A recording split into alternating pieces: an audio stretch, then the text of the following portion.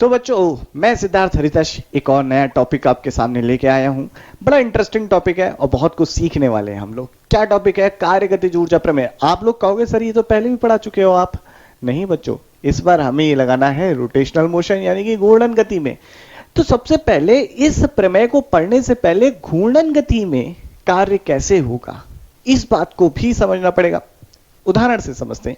जैसे मेरे पास ये मार्कर है, मार्कर का ये जो ढक्कन है, ढक्कन पे ये क्लिप लगा हुआ है। इस पे अगर मैं फोर्स लगाऊं और ये मार्कर इस एक्सिस पे फिक्स्ड हो तो ये रोटेट करेगा। तो क्या इस बल ने कुछ कार्य किया?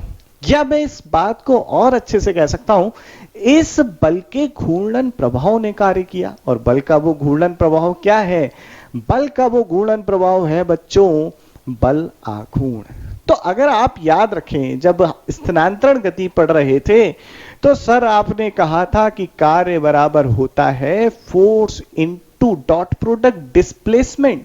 तो घूर्णन गति में कार्य कैसे डिफाइन करें? तो जैसा कि मैंने बताया था कि घूर्णन गति में जिस तरीके से आपका बल स्थानांतरण गति में कार्य करता था, प्रभाव देता था, बल आघूर्ण का प्रभाव सेम बिल्कुल वैसे ही है।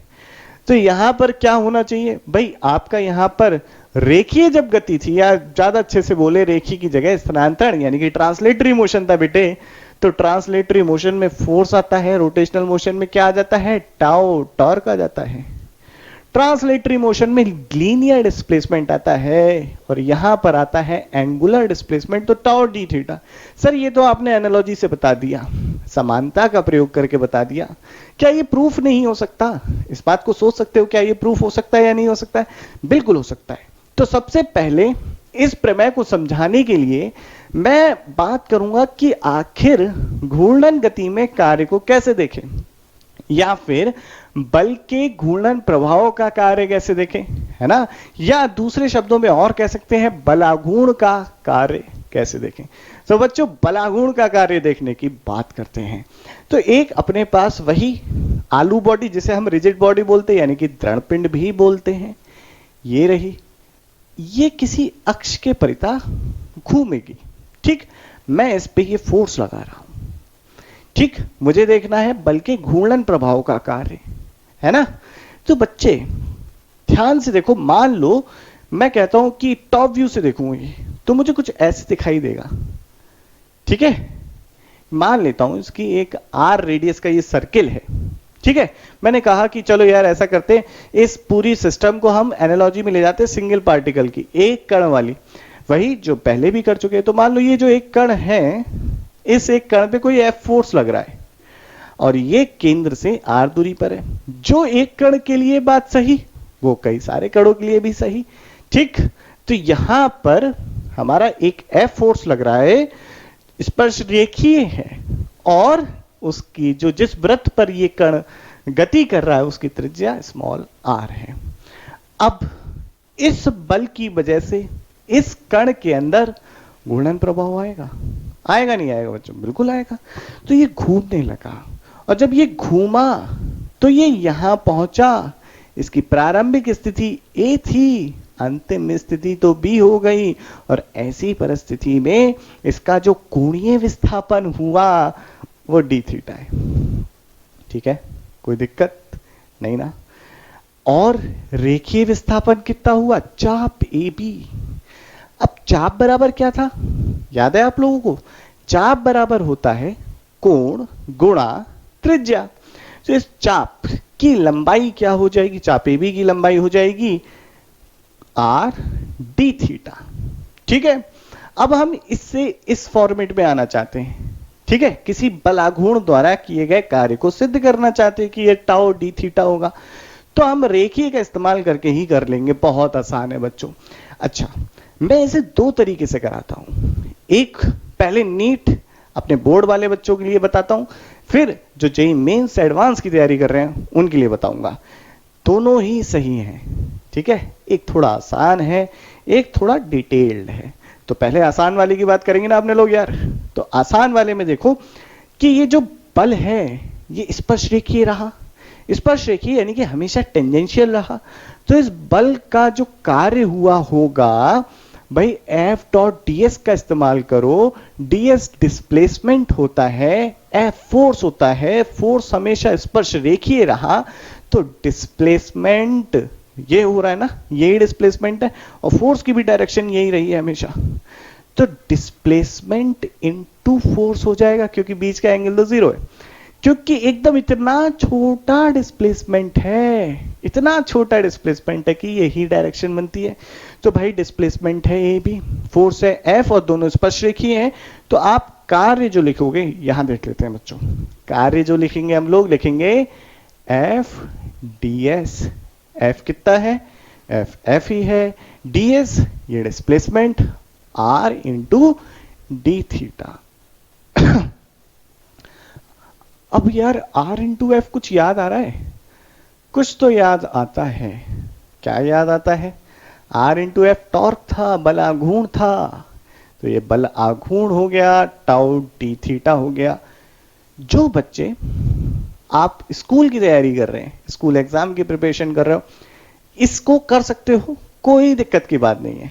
ठीक, थोड़ा वेक्टर फॉर्मेट में लिखना चाहें तो टाउ डॉट डी थीटा। जो नीट की तैयारी कर रहे हैं फॉर्मूला यही यूज होना है, कंसेप्ट समझने के लिए कर सकते हैं।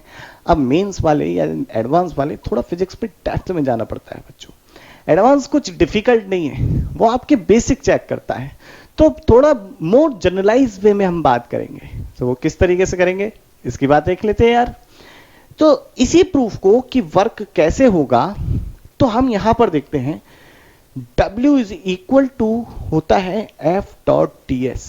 जब बच्चों मैंने आप लोगों को पढ़ाया था घूर्णन गति, उससे पहले एक रिवीजन भी दिया था, वृत्तीय गति पढ़ाई थी, तो वहां पर मैंने आपको कोणीय विस्थापन तथा रेखीय विस्थापन में एक संबंध बताया था। कुछ याद आ रहा है ऐसा?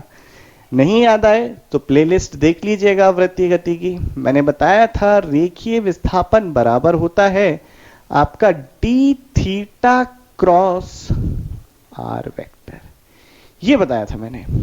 इसी चीज का यहां पर यूज करेंगे, एफ को ऐसे ही रखा रहने दिया, डॉट डीएस की जगह D theta cross R vector का इस्तेमाल करेंगे। अब एक बच्चों आप लोगों ने वेक्टर मैथ्स में जब पढ़ा होगा तो पढ़ा होगा A dot B cross C को लिखा जा सकता है B dot C cross A. तो यहां पर भी यही चीज करनी है। तो बी की जगह डी थीटा है तो डी थीटा आ गया साहब, डॉट लगा दिया। अब सी की जगह आर है, आर लिख लिया, ए की जगह एफ है तो आर क्रॉस एफ हो गया। अरे ये आ गया फिर से, क्या आर क्रॉस एफ क्या होता है बच्चे अपने, टॉर्क होता है ना, तो ये आ गया टाउ इंटू डी थीटा।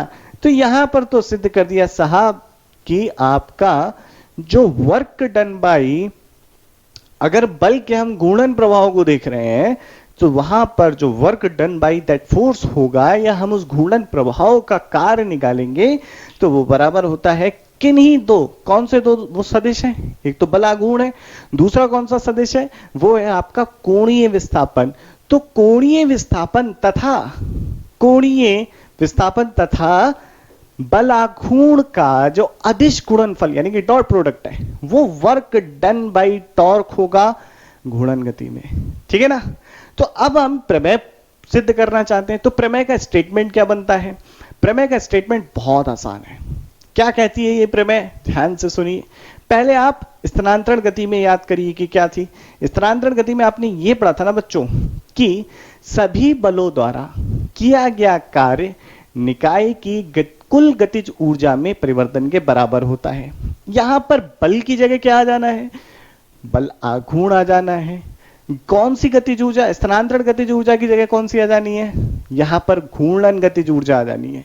तो स्टेटमेंट यानी कि आपका वक्तव्य है कुछ इस तरीके से बन गया कि सभी बलों द्वारा, या थोड़ा सा चेंज, सभी बल आघूर्णों द्वारा किया गया कार्य निकाय की कुल घूर्णन गतिज ऊर्जा में परिवर्तन के बराबर होता है। तो सबसे पहले आप बच्चों ये कार्य को नोट कर लीजिए, इसके बाद थ्योरम भी प्रूफ कर लेते हैं।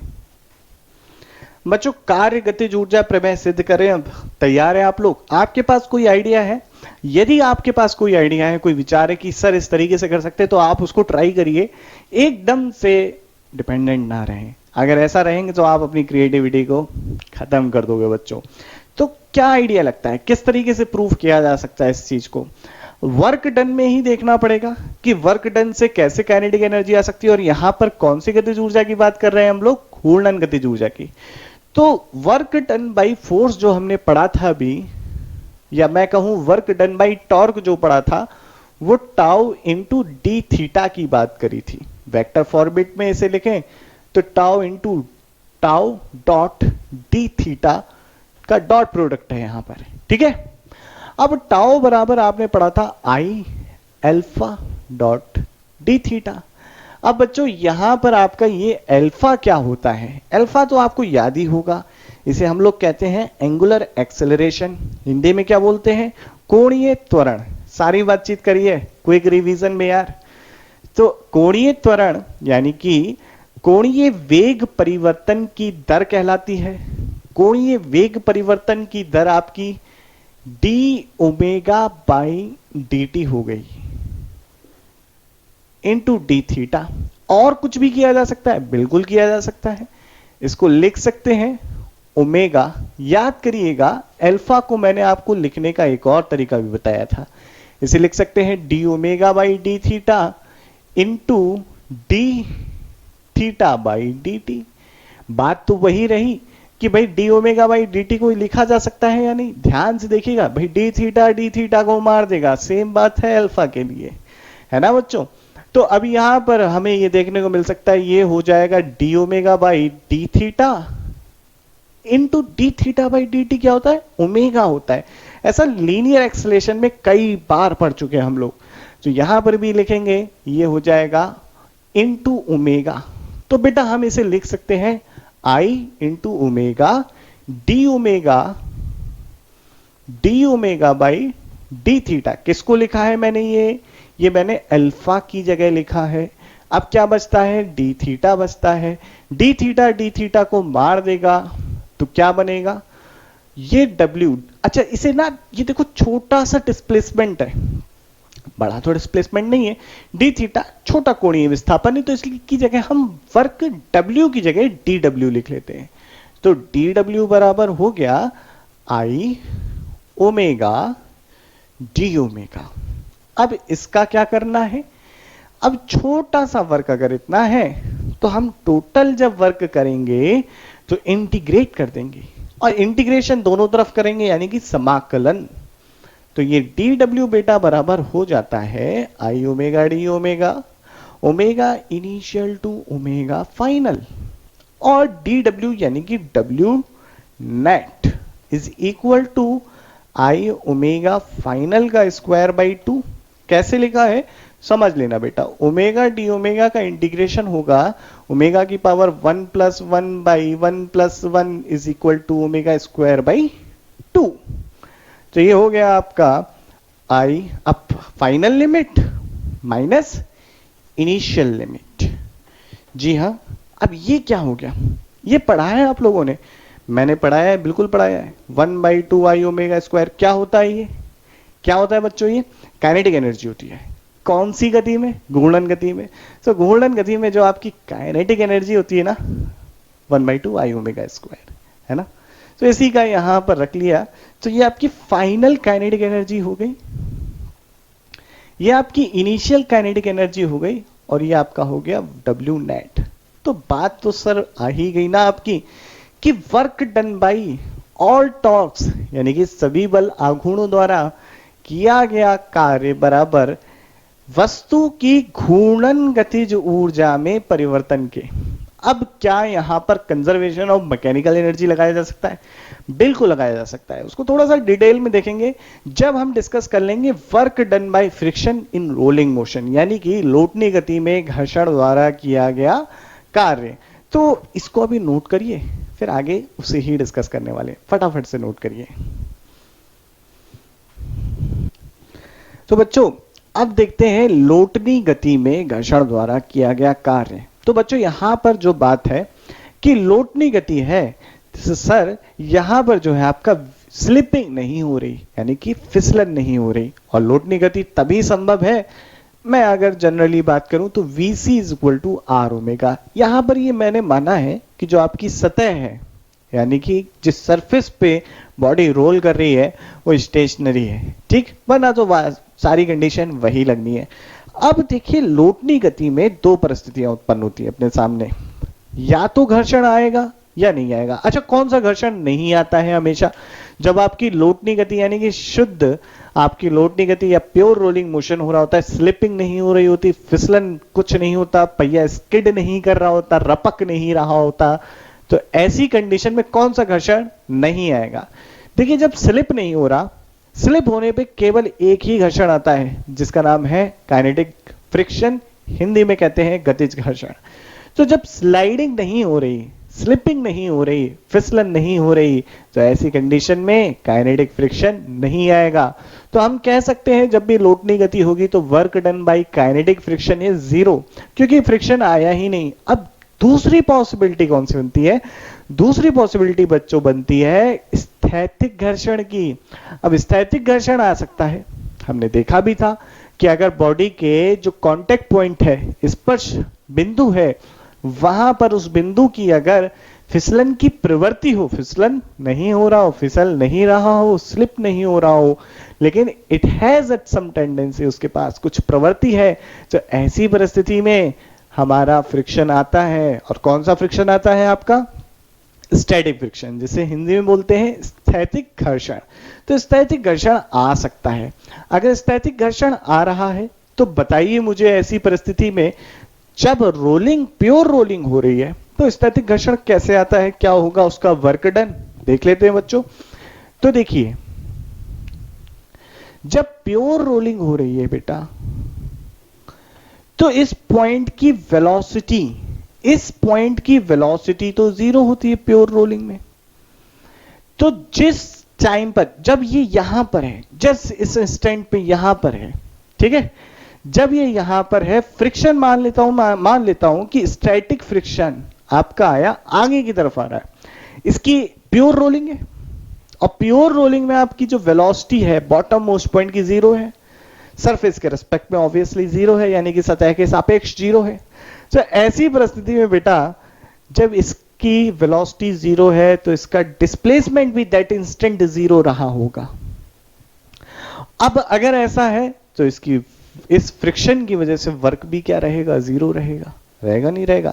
और ये फ्रिक्शन तब तक रहेगा जब तक ये पॉइंट कांटेक्ट में है। जैसे ही थोड़ा सा आगे बढ़ेगा फ्रिक्शन इस पे नहीं लग रहा होगा, अगले फ्रिक्शन हर एक बार नेक्स्ट पॉइंट पे लगने लगेगा जो इस यहां पर टच करने के लिए आएगा।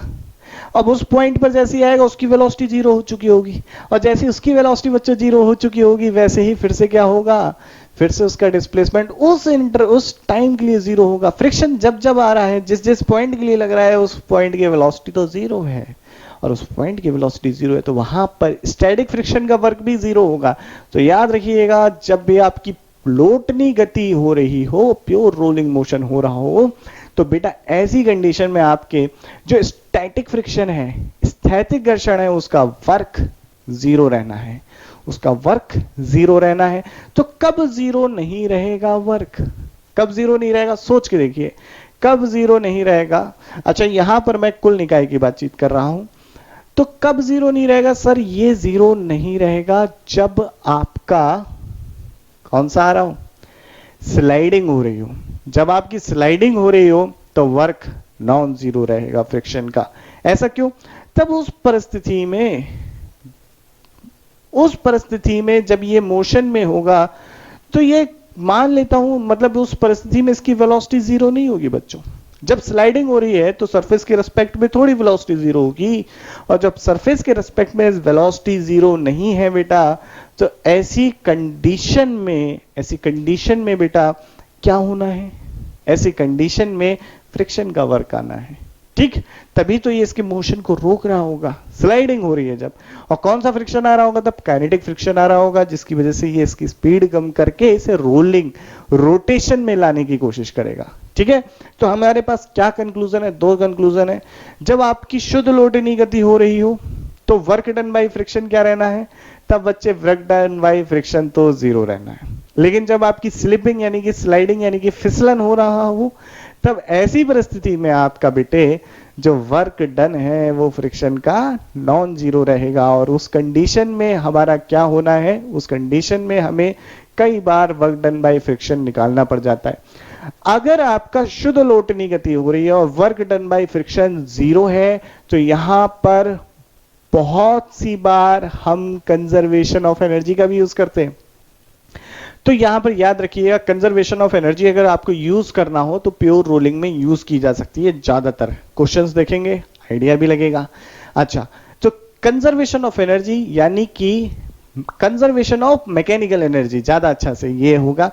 तो यानी कि यांत्रिक ऊर्जा का संरक्षण का नियम घूर्णन गति में किस तरीके से लगाया जा सकता है। यदि आपकी शुद्ध लोटनी गति हो रही हो तथा वस्तु पर कार्यरत बल जितने भी हैं वो आपके कंजर्वेटिव यानी कि संरक्षी बल हैं, तो ऐसी परिस्थिति में आपके सभी बलों द्वारा किया गया कार्य जो है वो गतिज ऊर्जा के परिवर्तन के बराबर होगा। और यहां से ही हम बच्चे कंक्लूड क्या करते हैं, जो निकाय है उसकी यांत्रिक ऊर्जा संरक्षित रहती है।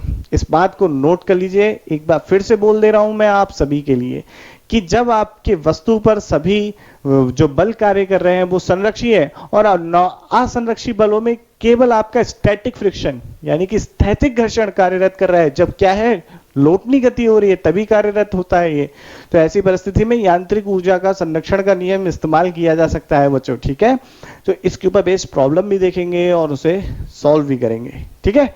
तो इसे फटाफट से नोट कर लीजिए। अब नेक्स्ट लेक्चर में हम बात करेंगे एक और बड़ा इंटरेस्टिंग टॉपिक जो जेईई एडवांस के पॉइंट ऑफ व्यू से बड़ा इंपॉर्टेंट है और कई बार उस टॉपिक का, उस कंसेप्ट का इस्तेमाल, उस सिद्धांत का इस्तेमाल करने पर चीजें बहुत आसान हो जाती है। वो है इंस्टेंटेनियस एक्सिस ऑफ रोटेशन, तात्क्षणिक घूर्णन अक्ष। तो इसको जानेंगे नेक्स्ट लेक्चर में। अभी के लिए मैं चलता हूं, मेहनत से पढ़िएगा, बढ़ते रहना है, पढ़ते रहना है। जय हिंद। खत्म, bye bye, tata, good bye.